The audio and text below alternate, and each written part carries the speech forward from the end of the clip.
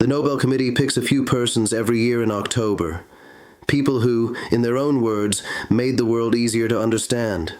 This year, 3 people got the economics prize: Peter Hewitt, Joel McClure, and Philip Argho. Creative destruction sounds like a contradiction in terms, but they all worked together to make it happen. They won because they illustrated how new technologies may help the economy thrive over time, how creative destruction brings about fresh ideas and keeps the economy going. It might sound like a dull idea, whatever you didn't learn in your first class on economics. But the notion is really old and quite simple. One example is Hindu mythology. When it thunders, Shiv dances. It's a show about space where planets come and go at the correct time. He needs to get rid of the old things to make way for the new. That's the whole goal of creative destruction: take down the old and put up the new. So the idea has always been around. Karl Marx even saw it, in fact. He wrote about it in the Communist Manifesto. Marx argued that capitalism is continually changing. What does that mean? This means that capitalism gets rid of outdated ways of creating things and finds new ones. For example, computers replaced secretaries, factories replaced workshops, and robots replaced craftsmen. But the word didn't come up until the 1940s.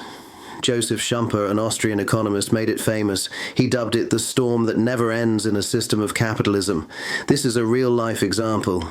Imagine what it would be like to hold a Nokia 3310, a phone from the 2000s that couldn't be broken. There was a lot of it. Everyone thought it was wonderful. Apple made the iPhone one day. All of a sudden, Nokia wasn't cool anymore. Its factories began to work more slowly. The business fired its staff. At the same time, smartphones started whole new businesses. Things like getting to the cloud, building apps, and shooting images with a digital camera. This is creative destruction. In 1992, 2 economists named Aon and Howitt devised a model based on this assumption. They believe the economy is like a set of stairs. It happens every time anything new is made. Get up. McClure talked further about this idea. He added that moving that ladder is what always makes people move forward. And there are a lot of them. Steam engines took the role of cars that horses pulled. The internet almost pushed newspapers out of business. AI could be able to do your work one day. It can look like a lot of havoc at first, but this destruction isn't just for the purpose of chaos. It makes space for something else. The idea of creative destruction is extremely human at its foundation. We need to let it go. It's crucial to life to know that this Nobel Prize was granted for economics. We all go through creative destruction. Countries get rid of their leaders. Civilizations change the way they do things. You need to strike a balance between things that are old and those that are new. If you don't, the economy will stop growing. Changing too much wastes resources. Growth happens when there is a suitable blend of competition and stability.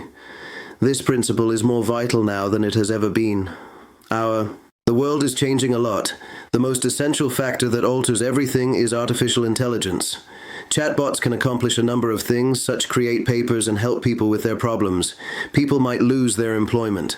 One study says that AI might take away 50% of all entry-level white-collar jobs in the US. There is a chance that 40% of all jobs in the globe could be at jeopardy. Companies are employing AI instead of hiring fresh people. It may seem like a dreadful churn, yet this turmoil or ruin is not the end. Shiv's beat is the same as AI's and new concepts. Some jobs will go away, and some will stay. Some companies will go out of business, while others will open up. How we deal with this transition is the most crucial thing. We need safety nets. They need to learn anew, and we need to make it simpler for them to move on. People who are okay with creative destruction will perform well even if it can be scary.